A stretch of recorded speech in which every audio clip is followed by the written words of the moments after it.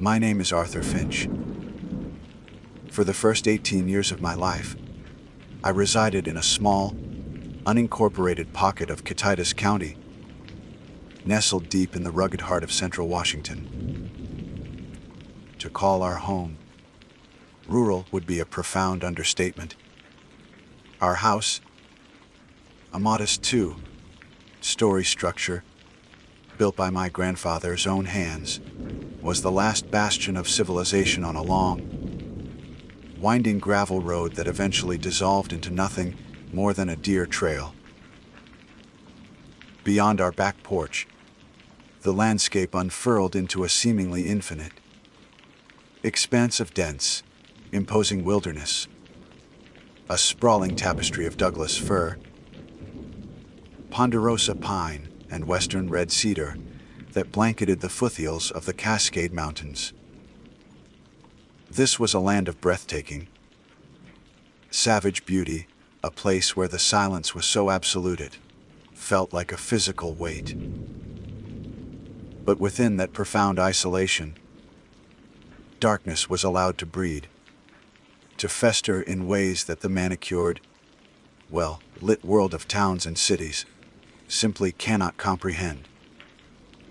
We didn't have a fantastical, folkloric name for the source of this darkness. Our terminology was far more direct and infinitely more chilling.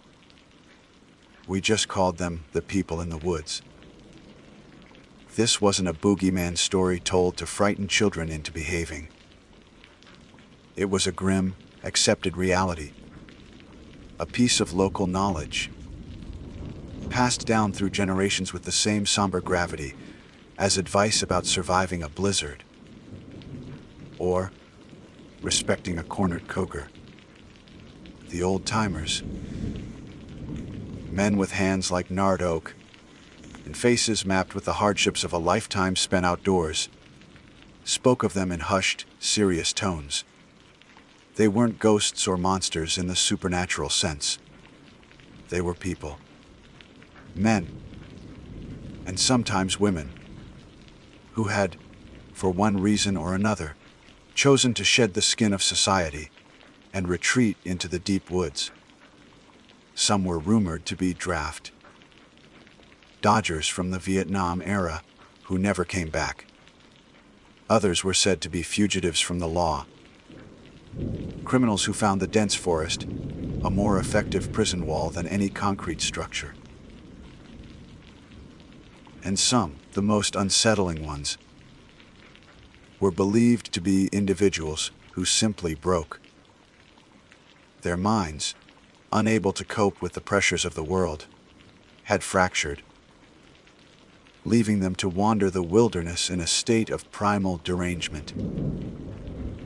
My father, a practical and stoic man who worked as a logger, never indulged in sensationalism, but he took the existence of these people as an undeniable fact.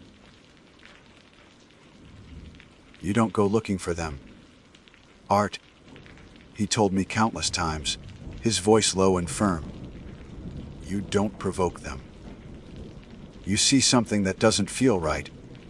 You hear something that shouldn't be there. You turn around and you walk away. Don't run. Running makes you prey. You just turn, and you walk back to the light. His warnings were rooted in a lifetime of experience. Loggers, hunters, and hikers would occasionally stumble upon their makeshift encampments, crude shelters built from fallen logs and scavenged tarps. Hidden deep in canyons or tucked away in impenetrable thickets. Sometimes they'd find more disturbing signs. Strange, symbolic effigies hanging from tree branches, crafted from bone, twine, and bird feathers. Or they'd find animal traps, not the standard steel, jaw types used by fur trappers, but cruel, primitive snares and deadfalls that spoke of a desperate and brutal ingenuity. My earliest concrete memory of this unnerving presence came when I was about 9 years old. Our property was bordered on 3 sides by the forest, a constant looming wall of green and shadow. My companion in those days was a loyal and fearless golden retriever named Buster.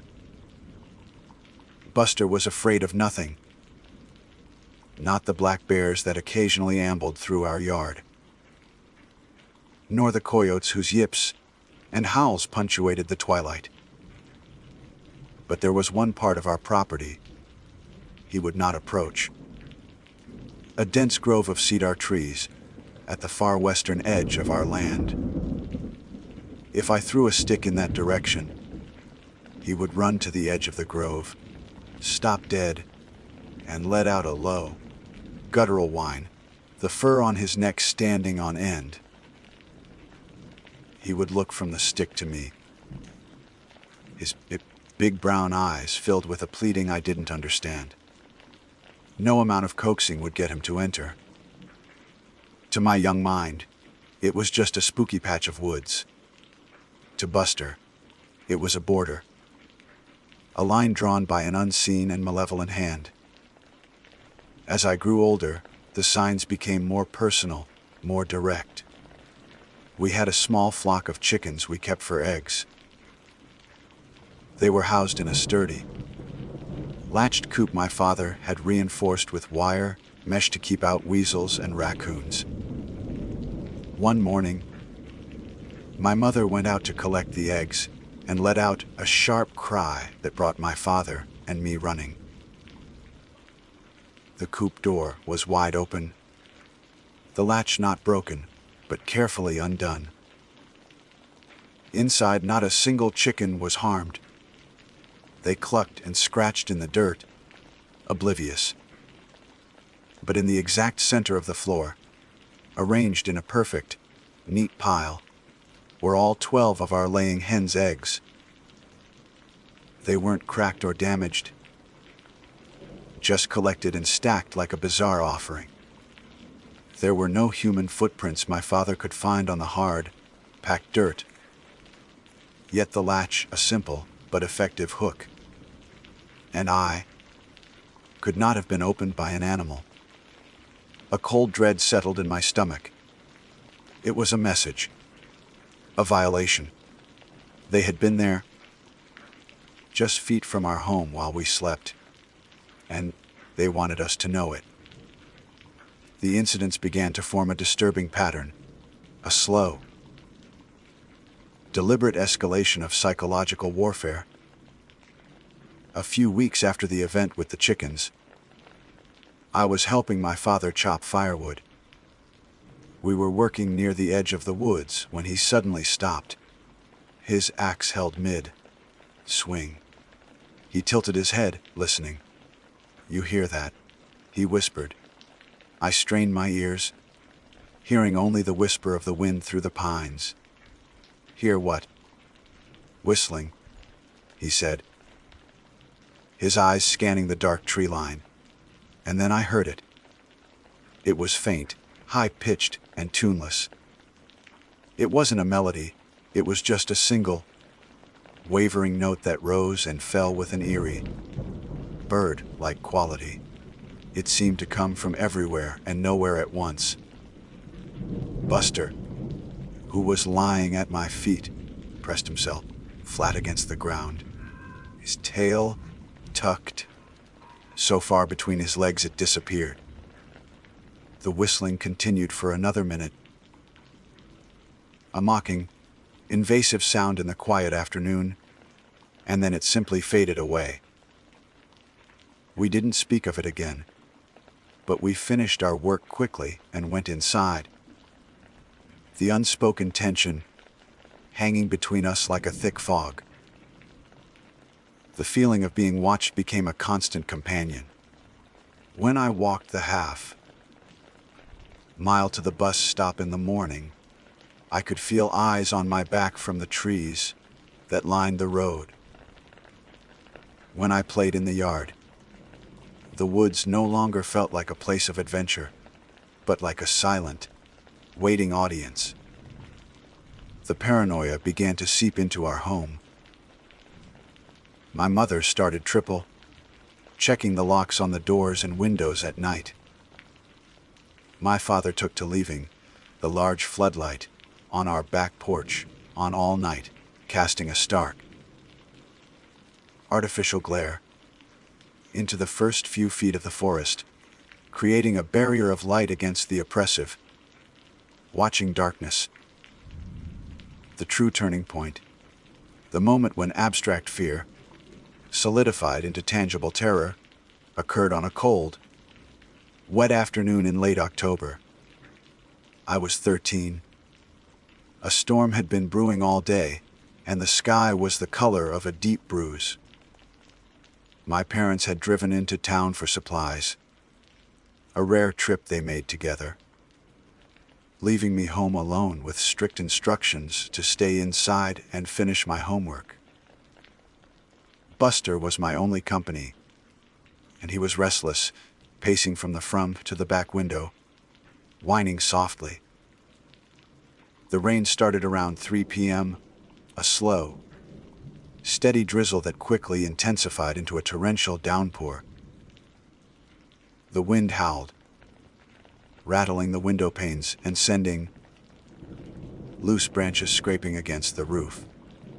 It was the kind of storm that made our isolated house feel like a tiny, fragile ship adrift on a vast and angry sea. Around 4 p.m., the power flickered once, twice, and then died, plunging the house into a dim, gray twilight. I wasn't particularly afraid of the dark, but the sudden, profound silence that followed the death, the refrigerator's hum, was unnerving. I lit a few kerosene lamps, their warm, flickering light pushing back the shadows but also making them dance and writhe in unsettling ways. Buster was now cowering under the kitchen table, his body trembling. That's when I heard the first sound. It was a soft thump, thump, thump against the back of the house. I tried to dismiss it as the wind, maybe a loose shutter or a large branch. But the rhythm was too steady, too deliberate. Thump, thump, thump. It wasn't the frantic, chaotic sound of a storm, it was methodical. I froze, my heart hammering against my ribs. Buster let out a low, choked growl. I crept to the kitchen window, the one that looked out over the back porch and the yard. The rain was coming down in sheets, blurring the world outside into a distorted watercolor of greens and grays. The floodlight my dad always left on was, of course, dead. The only light was from the kerosene lamp I held in my shaking hand. I peered out, trying to make sense of the rhythmic sound. The thumping stopped. For a long moment, there was nothing but the drumming of the rain. I started to let out a breath I didn't realize I'd been holding, my mind grasping for rational explanations. Then, a new sound began, a soft, wet, scraping noise. It was coming from the window right in front of me. My blood ran cold. Slowly, I raised the lamp. Its light reflected off the rain-slicked glass, making it difficult to see out. I pressed my face closer, cupping a hand around my eyes to block the reflection. The scraping continued, slow and grating. It sounded like fingernails being dragged across the glass. And then I saw it. A shape. It was pale and indistinct in the downpour. I pressed against the outside of the window. It took my brain a few seconds to process the image, to understand what I was looking at. It was a face, but it was featureless, obscured by something. It was a mask, a crude thing, fashioned from what looked like bleached deer hide. Tight. It had no eye holes, no mouth, just a blank smooth bone, white surface. And as I watched, paralyzed with a fear so pure and absolute it felt like an electric shock, a hand came up and pressed against the glass. The fingers were long and unnaturally thin, the nails caked with dirt. The hand began to move, and I realized the scraping sound was the person, the thing, on the other side, slowly, deliberately, wiping away the condensation from the outside of the pane with its filthy fingertips, trying to get a better look inside. Time ceased to function. My universe compressed into the few inches of rain, streaked glass that separated me from the horrifying blankness of that mask. The scream that should have ripped from my lungs was caught in my throat, a choked, useless knot of terror. My limbs were locked, frozen by a primal fear that bypassed all rational thought. My entire being was focused on that slow, deliberate hand, the grimy fingertips smearing the condensation in a grotesque parody of cleaning a window. It wasn't trying to break in. Not yet. It was observing, studying. I was a specimen in a jar, and it was peering in with a cold, detached curiosity that was more terrifying than any overt aggression. From under the kitchen table, Buster let out a sound I had never heard him make before. A high, thin whimper of pure agony, as if he were being physically wounded by the sheer wrongness of what was happening. That sound, so full of animal terror, was the jolt that broke my paralysis. My survival instinct kicked in, overriding the shock. I stumbled backward, my legs feeling like they were made of lead, my hand clutching the kerosene lamp so tightly my knuckles were white. The lamp's light swung wildly, casting distorted, leaping shadows across the kitchen, making the familiar room feel like a hostile, alien landscape. I turned and fled. I didn't dare run towards the front of the house. That would mean passing more windows, more potential points of observation. My only option was to go deeper into the house, away from the back wall. My bare feet slapped against the cold linoleum of the kitchen floor, the sound impossibly loud in the charged silence. I scrambled into the living room, my breath coming in ragged, painful gasps. I didn't look back.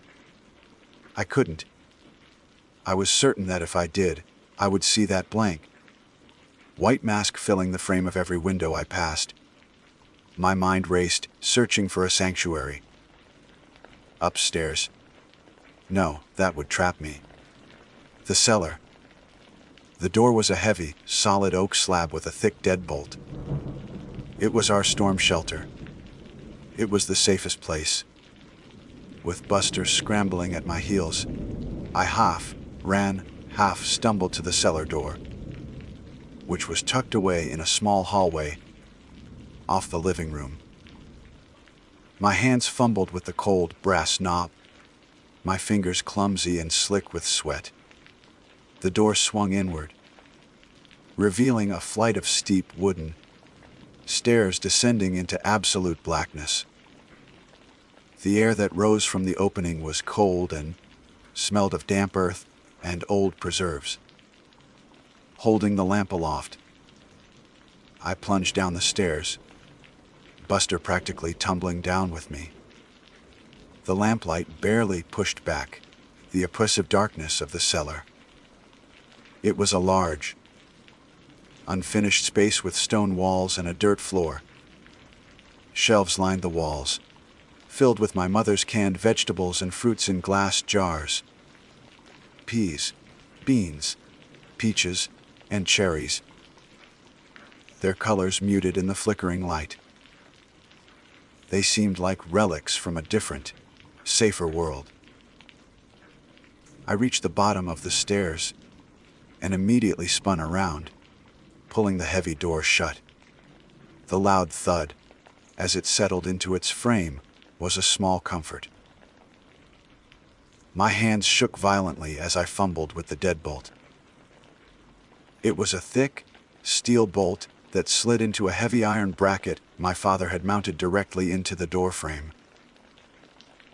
With a final, desperate push, I heard the satisfying clunk as the bolt slid home. We were locked in. For a moment, a wave of relief washed over me. Then, a new fear began to creep in. We were locked in, trapped in a stone box beneath the house, with no other way out. If the thing outside decided to break in and wait, we were at its mercy. The thought was suffocating. I sank to the dirt floor, pulling my knees to my chest, trying to make myself as small as possible. Buster huddled against me, his entire body a single, sustained tremor. I wrapped an arm around him, my own trembling matching his. And so we waited. The only sounds were the muffled drumming of the rain on the house above and the frantic, panicked beating of my own heart. Every creak of the old house, every groan of the timbers settling was magnified 100 times in the subterranean silence. I imagined the masked figure circling the house, its long fingers trailing against the wood siding, its head cocked, listening. Was it testing the doors?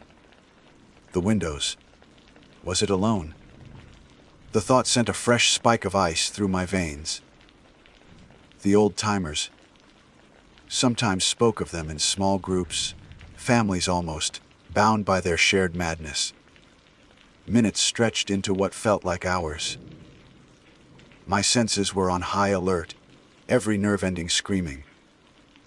I strained my ears, listening for any sound from above that was out of the ordinary. A footstep on the floorboards, the shattering of glass. Anything, but there was only the storm. Then I heard it, a faint, rhythmic noise from directly above us. Scrape, scrape, scrape. It was coming from the kitchen floor, right above the cellar. My blood turned to ice. It was inside the house. The thought was so horrific, so impossible, that my mind momentarily refused to accept it. It had to be the wind. It had to be a branch. But the sound was too deliberate, too rhythmic. It was the sound of something being dragged across the linoleum. Buster heard it too. His low whimper stopped, replaced by a deep, guttural growl that vibrated through his body and into mine. His head was pointed toward the ceiling, his ears flattened against his skull. The scraping continued, moving slowly from the back of the house toward the front. It passed over our heads, and then seemed to stop near where the living room would be. Silence descended again, a heavy, pregnant pause that was somehow worse than the noise.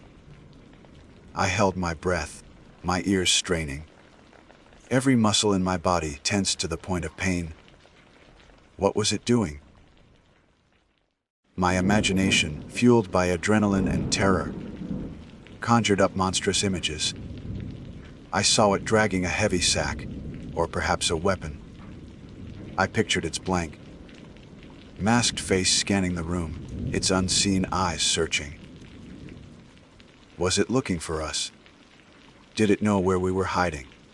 The silence was broken by a new sound, one that was infinitely more terrifying.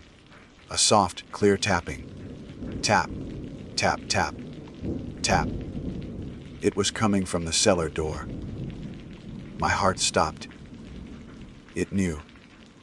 It was standing on the other side of the door, just a few feet away. The tapping was gentle, almost polite. It wasn't a frantic pounding of someone trying to break down a door. It was a calm, patient, knowing sound. It was an invitation, an acknowledgement that the game had been found out. "I know you're in there." Buster exploded into a frenzy of barking, a furious, desperate sound that echoed deafeningly in the small, stone space. He threw himself against the door, his claws scrabbling at the thick oak. I grabbed him, pulling him back, clamping my hand over his muzzle. My other hand pressed against my own mouth to stifle the scream that was now clawing its way up my throat. Buster. Sha. I pleaded in a choked whisper, tears streaming down my face. The tapping stopped.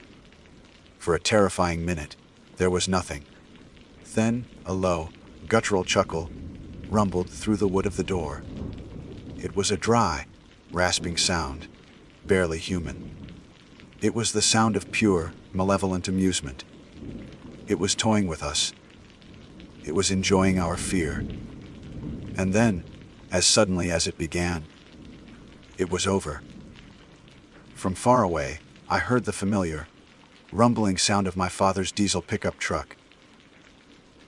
The sound grew steadily louder, followed by the sweep of headlights cutting through the darkness. I had never heard a more beautiful sound in my entire life. The rumble of the engine was the sound of safety, of order, of a world where monsters didn't tap on cellar doors. Upstairs, I heard a faint thump, and then the sound of the front door being unlocked, followed by my father's voice calling my name. "Art! You in here?" Power's out everywhere. The relief was so sudden and so overwhelming that my legs gave out. I slumped against the stone wall, pulling Buster close, burying my face in his thick fur. I stayed there, shaking uncontrollably, until my father, seeing the light from the lamp under the cellar door, came and unbolted it from the outside. The sight of his weathered, worried face, illuminated by the flashlight he was holding, was the most welcome thing I had ever seen. I couldn't form coherent sentences. I babbled, a frantic, jumbled mess of words about a mask, a hand, and tapping on the door. My mother rushed to me, wrapping me in a hug, her own fear evident in her eyes.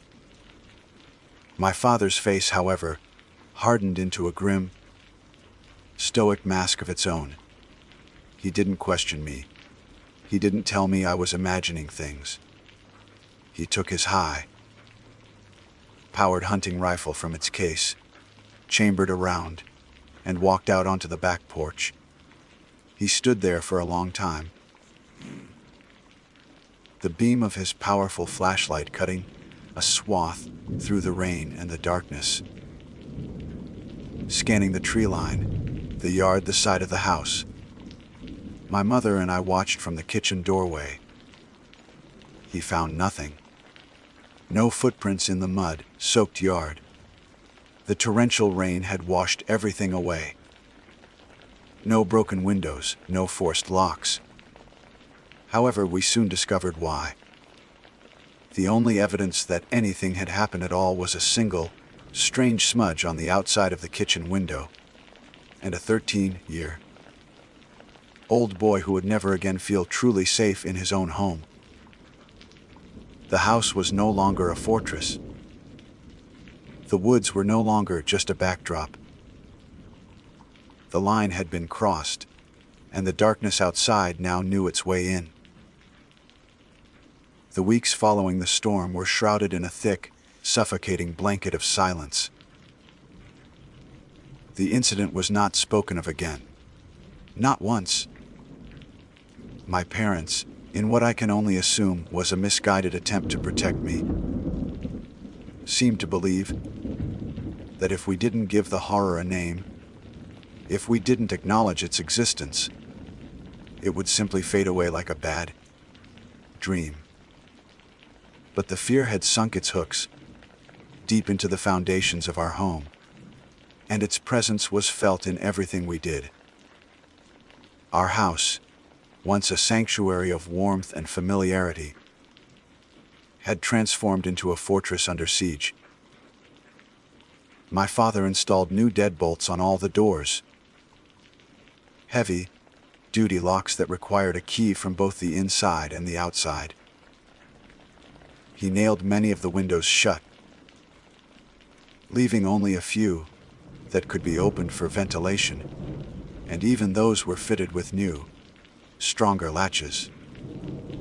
The back porch floodlight, which had previously been a deterrent, was now augmented by two more powerful lights mounted on tall poles at the corners of the house, casting overlapping pools of harsh, sterile light that pushed the darkness back 100 feet into the trees.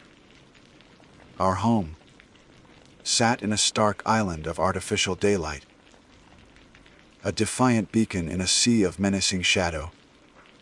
But the light didn't make me feel safe.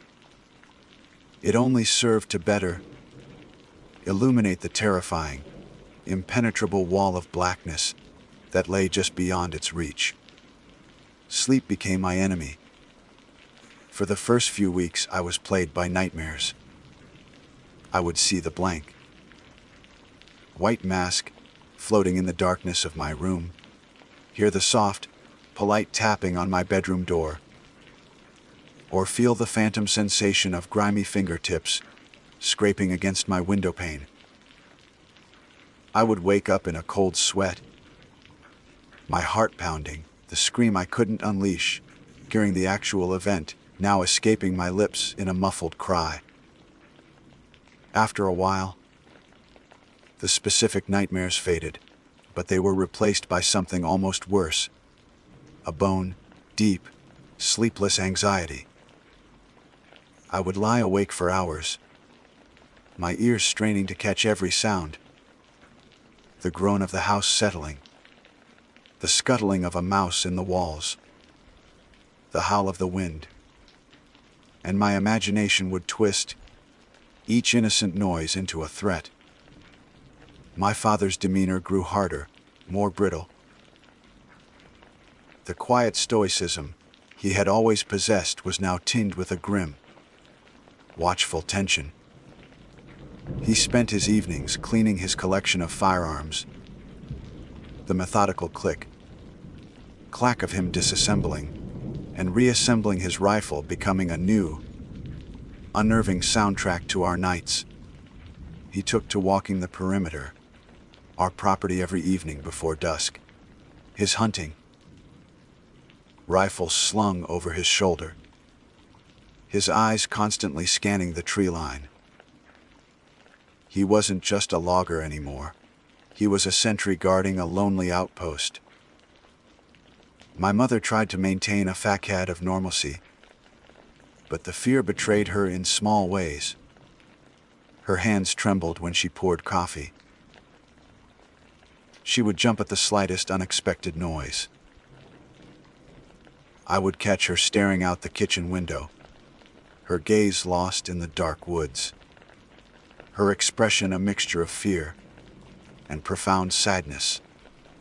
She tried to fill the silence with chatter about school or chores, but her words felt hollow, like stones dropped into a deep, dark well.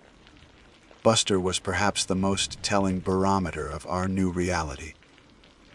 My once fearless, adventurous dog was now a shadow of his former self.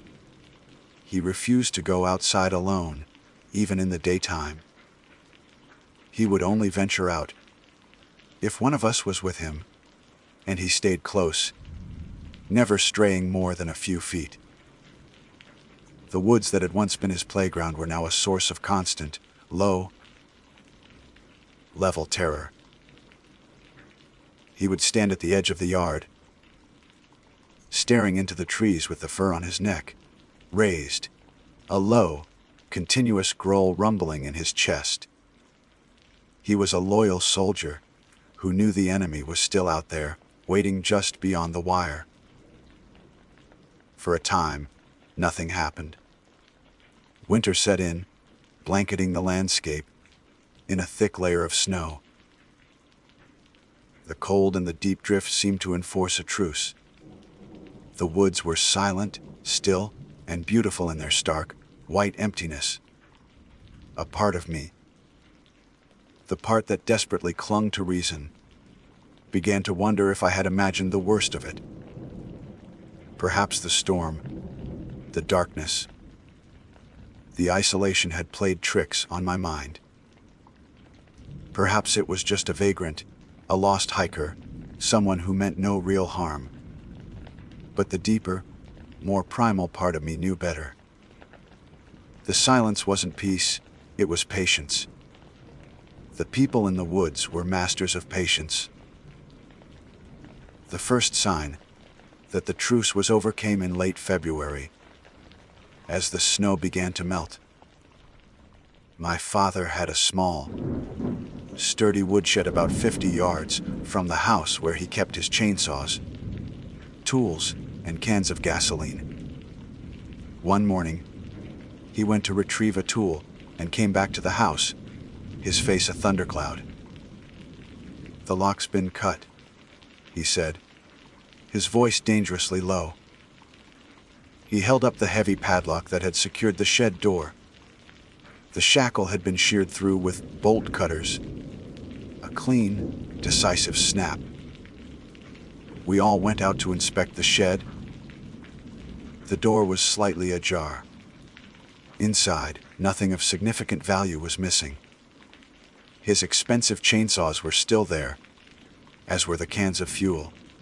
But small, almost trivial things had been taken. A coil of rope, a hand axe, a whetstone used for sharpening blades, and, most chillingly, a photograph of my mother and me that I had given him for Father's Day, which he had tacked to the inside of the door. It was gone. The thumbtack was still there, pressed into the wood, but the picture had been carefully removed. This was a profound violation. It was worse than the incident at the window. The masked face had been a terrifying but anonymous horror. This was personal. They had taken a piece of our lives, a symbol of our family. The message was clear and unequivocal. We know who you are. We can get to your things. We are close. From that day on, the psychological warfare resumed, but with a new, more intimate and cruel intensity. It was a campaign of small, unnerving incursions.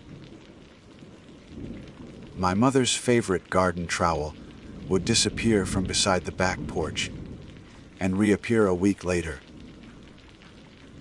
stabbed into the earth at the very edge of the woods. A shirt I had left on the clothesline would be found hanging from a low branch on a tree, just inside the forest, fluttering like a forlorn flag of surrender. These weren't random acts. They were calculated, deliberate moves in a terrifying game of chess where we didn't know the rules or the opponent's objective. The feeling of being watched intensified until it was a constant, physical pressure on my skin. I stopped playing in the yard altogether. The school bus became a rolling sanctuary, and the moment it dropped me off, at the end of our long driveway, a silent, internal stopwatch would start, counting the seconds until I was safely inside the locked doors of the house. The breaking point came on a cool, clear afternoon in April. I was 17 now, 4 years since the night of the storm, but the fear was as fresh as ever. I was in my room, trying to force myself to study for a history exam, when I glanced out my window, which faced the side yard and the dense wall of forest beyond. My eyes were drawn to a spot at the base of a large ponderosa pine, right where our yard met the wilderness. There was something there that didn't belong, a small patch of faded red against the brown of the pine needles. My curiosity warred with my fear. For a long time, I just stared, trying to convince myself it was just a piece of trash or a fungus. But I knew it wasn't. Finally, unable to stand the uncertainty, I went downstairs. My father was out, working a logging job a few miles away. My mother was in the kitchen, humming nervously as she baked. "I'm just going to get something from the yard," I said, my voice sounding steadier than I felt. "Don't go near the trees, Arthur," she said, not looking up from her work. It was a standard refrain, the mantra of our lives. I walked out the front door, my heart thudding a nervous rhythm against my ribs. I kept my eyes fixed on the patch of red as I walked across the lawn. As I got closer, a wave of nausea and ice, cold dread washed over me. I recognized it. It was my old teddy bear, Barnaby. He had been my constant companion when I was a small child. I hadn't seen him in at least 10 years. I assumed he had been lost or packed away in a box in the attic long ago. But here he was, propped carefully against the trunk of the pine tree, his faded red bow tie askew, his button eyes staring blankly back at me. One of his fabric arms was missing, torn raggedly from his shoulder, and in its place, crudely stitched into the socket with what looked like thick, dark twine, was a dried, withered bird's wing. I stood there, frozen, unable to breathe. This wasn't just a message. This was a desecration of memory. They had taken a cherished, innocent piece of my childhood and twisted it into a hideous, pagan effigy. How had they gotten it? Had it been in the attic? Had they been in our attic? Had they been in the house again, moving through our spaces while we were away, touching our things, breathing our air? The world seemed to tilt on its axis. The chirping of birds, the gentle breeze, the warmth of the afternoon sun. It all receded, replaced by a roaring in my ears. The woods were no longer just watching. They had reached into my past, into the very heart of my memories, and defiled them. The line between outside and inside, between the wilderness and the home, between them and us, had been completely erased. They weren't just in the woods anymore. In a way, they were in the house with us, and they had been for a very long time. I stumbled backward from the tree, my legs threatening to give out from under me. A strangled gasp escaped my lips, and I spun around, my eyes frantically scanning the silent, imposing wall of trees. They were watching. I knew they were. They were out there, in the shadows between the trunks, savoring this moment.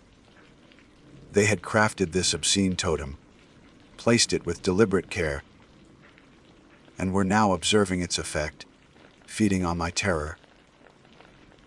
The mutilated teddy bear was not just a message. It was a declaration of absolute power.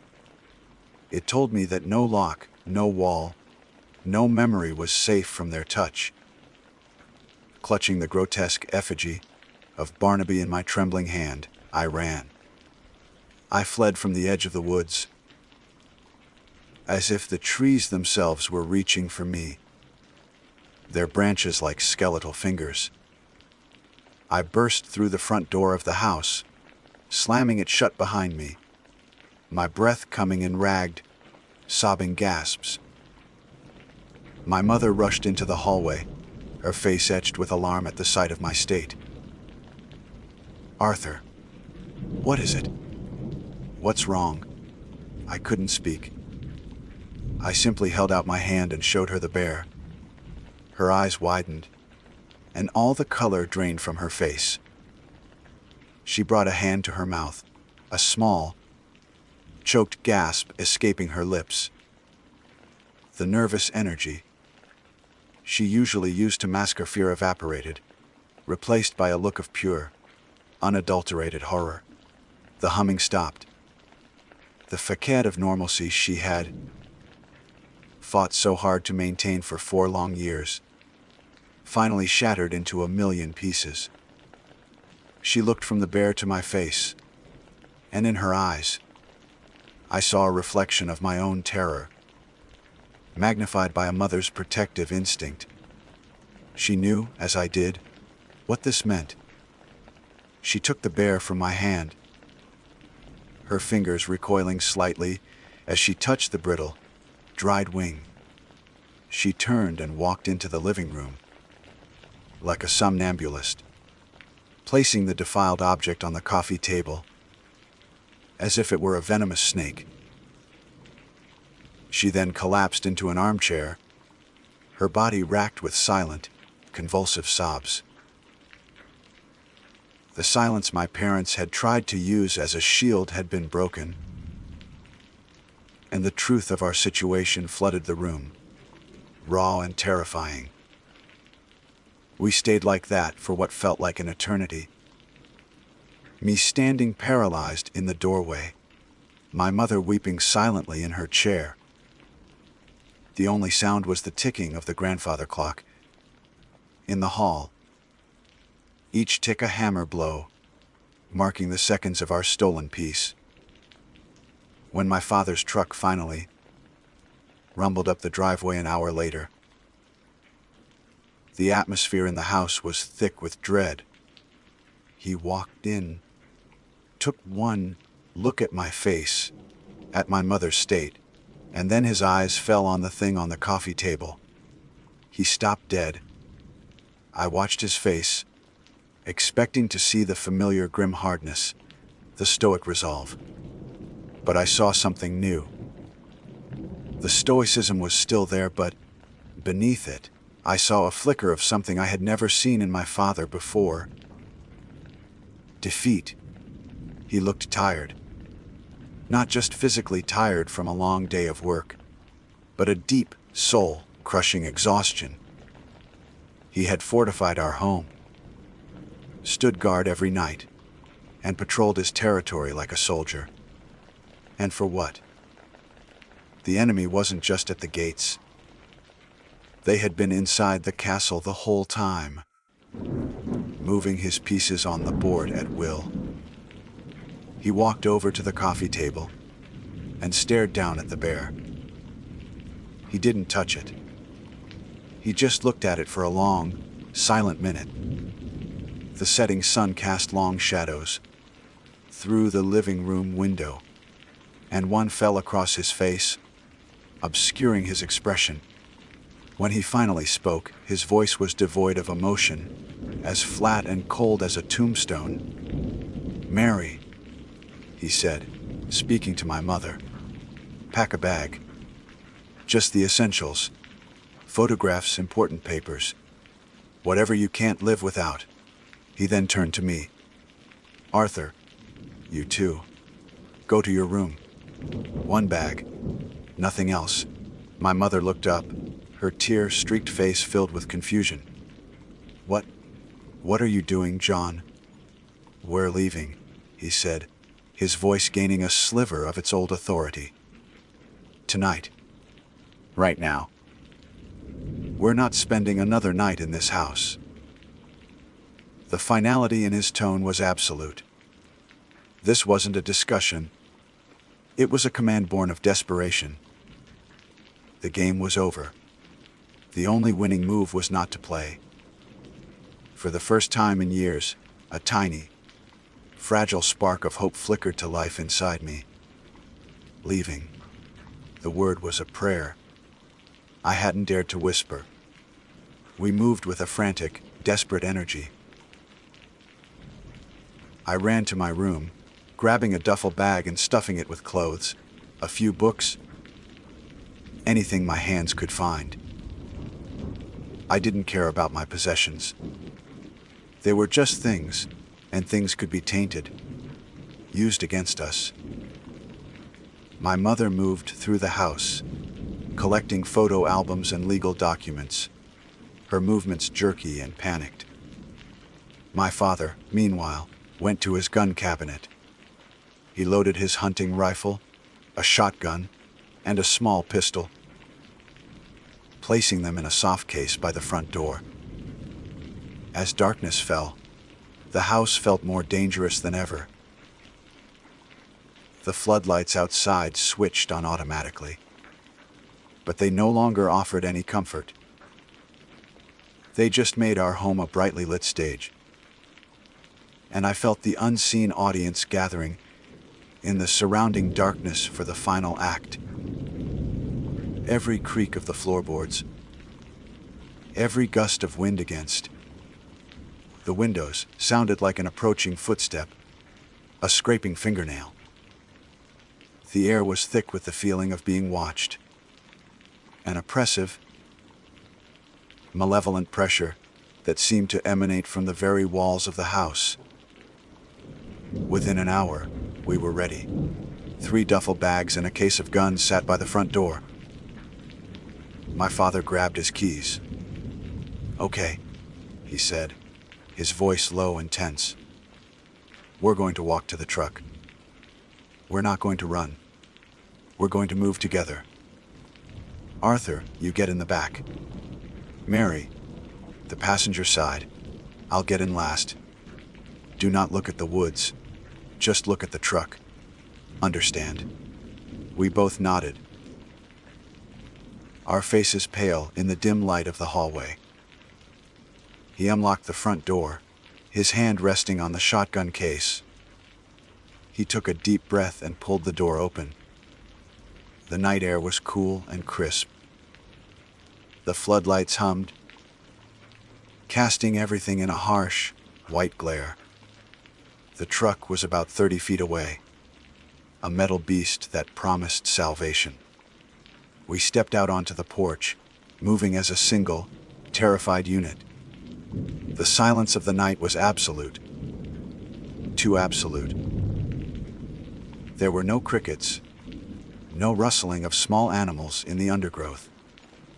There was only the hum of the lights and the sound of our own breathing. We were halfway to the truck when it started. A low whistle. The same single, tuneless note from years ago. But it wasn't faint this time. It was close, frighteningly close. It seemed to come from the dark woods to our left. My mother flinched, her hand flying to her mouth. "Don't stop," my father commanded, his voice a harsh whisper. "Keep moving." Then another whistle joined the first from the right, and another from behind us near the house. Soon, the air was filled with them, a disorienting, multi-layered chorus of wavering, mocking notes. It was a symphony of madness, coming from all directions, weaving a net of sound around us. They were surrounding us. They had been waiting for us to leave the safety of the walls. We reached the truck. My hands were shaking so badly, I could barely open the rear door. I threw my bag in and scrambled onto the seat, not daring to look behind me. My mother got into the passenger seat, fumbling with the lock. My father stood guard, the shotgun now in his hands, his head on a swivel, trying to pinpoint the source of the whistling. "Get down," he yelled. and I dropped to the floor of the cab without a second's hesitation. He slid into the driver's seat, slamming and locking the door. He jammed the key into the ignition and twisted. Click, click, click. The engine didn't turn over. The battery was dead. A cold, sickening dread, worse than anything I had ever felt, washed over me. It was a trap. They had planned this. They had drained the battery, waiting for us to be here, exposed and helpless in this metal box. The whistling stopped, all at once. The sudden, profound silence was more terrifying than the noise had been. My father frantically tried the ignition again. Click, click, click. Nothing. "John," my mother whispered, her voice trembling. "Look." I risked a glance over the edge of the window. My father had his powerful flashlight, and its beam was cutting through the darkness, scanning the tree line. And then the beam stopped. It rested on a figure standing at the edge of the woods, just beyond the reach of the floodlights. It was tall and unnaturally thin. It wore dark, ragged clothes, and its face was a blank, smooth, bone, white mask. It stood perfectly still, its head tilted slightly as if in curiosity. And it wasn't alone. As the flashlight beam moved, it picked out another figure. And another. There were at least half a dozen of them, emerging from the shadows, silent sentinels forming a loose, closing circle around our island of light. My father raised the shotgun, its barrel resting on the windowsill. The moment seemed to stretch into eternity. Us, trapped in the truck. Them, silent and waiting in the darkness. The final checkmate. And then, Buster, who had been cowering silently on the floor at my mother's feet, erupted. He launched himself against the driver's side window, barking and snarling with a fury I had never witnessed. A primal rage directed at the masked figures. His sudden, violent explosion seemed to break the spell. At that exact moment, from down the long gravel road, another light appeared. Two lights, headlights. A vehicle was approaching. Hope, fierce and desperate, surged through me. Someone was coming. A neighbor. The police. It didn't matter. The figures in the woods seemed to notice it too. As the headlights grew brighter, they hesitated. The one in the center, the one my father's light was on, slowly raised a hand. It wasn't a wave. It was a gesture of acknowledgement, of postponement. And then, as silently as they had appeared, they melted back into the impenetrable blackness of the trees. By the time the approaching vehicle, a county sheriff's patrol car on a routine check, pulled up beside us, they were gone. We never spent another night in that house. The deputy helped my father jump, start the truck, his face a mixture of professional concern and deep-seated local understanding. He didn't ask too many questions. He had seen the look in our eyes. We drove away, not even looking back at the house, a monument to our fear, now abandoned to the woods. We drove until the sun came up, and we never stopped. I now live in a city, hundreds of miles from central Washington. The windows of my apartment look out onto a street filled with cars and people, and the only trees are small, manicured thins and concrete planters. There are no deep, dark woods here. My parents live in a quiet suburban neighborhood a few towns over. We are safe, but safety is a relative term. We escaped the place, but we never truly escaped the fear. It lives in us now. I still check the locks on my doors 3 times before I go to bed. I still can't stand to have my back to an open window after dark. Sometimes, late at night, when the city is quiet, I think about that house, standing empty at the edge of the wilderness. I think about the people in the woods. They weren't supernatural. They were something far more terrifying human, beings who had shed their humanity. And I know, with a certainty that chills me to my core, that they are still out there, in the dark, forgotten places of the world, living by their own twisted rules, patient and watching, waiting for the next family to move in at the end of the road.